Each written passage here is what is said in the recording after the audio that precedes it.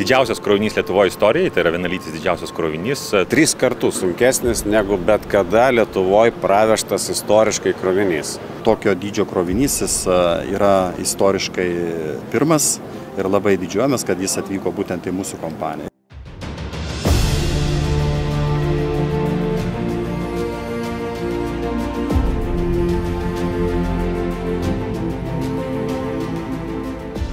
Atvykęs krovinys yra iš Italijos, gamintas vieno iš 2 gamyklų Europoje, kur virinami ir daromi tokio dydžio vadinamieji reaktoriai aparatai. Tai iš tikrųjų tai yra rimtas renginys, senutės storis techniškai kalbant yra 35 cm ir pervežimas ir krova tai yra vienas atsakingiausių momentų.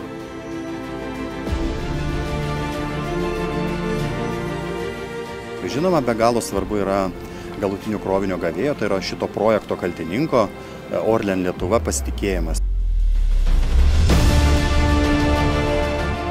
Tai tikrai yra istorinė diena ne tik mūsų bendrovei, akcinė bendrovė Orlen Lietuva, bet ir Žemaitijai ir visai Lietuvai.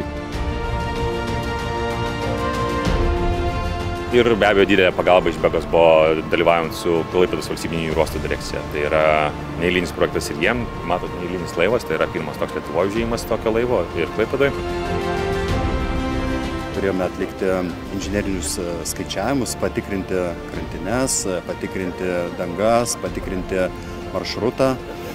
Buvo atliekami projektavimo darbai, inžineriniai vertinimai. Galų gale atvyko parengiamieji elementai, parengiamosios medžiagos krovinio priėmimui, tai buvo atskiri laivai, juos teko priimti, iškrauti, sumontavome apkrovos nuėmimo arba vadinamą paskirstymo platformą.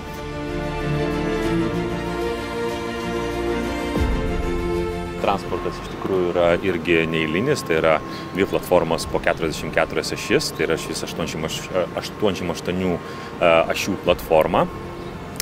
Krovinys dedasi ant 2 pasukamų balnų, jeigu taip galim pavadinti. Kas yra labai svarbu, kad mes visą tai darydami galėjom padaryti taip tvarkingai, preciziškai, tiksliai, žinot, taip, kaip gali būti padaryti, įvardinčiau čiut ne kaip vaistininkai.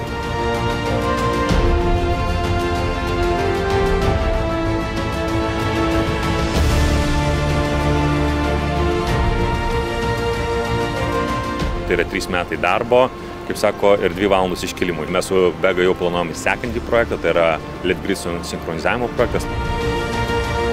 We are also expecting to deliver another 6 very important cargo, which are heavy. These should be delivered later this year to Bega.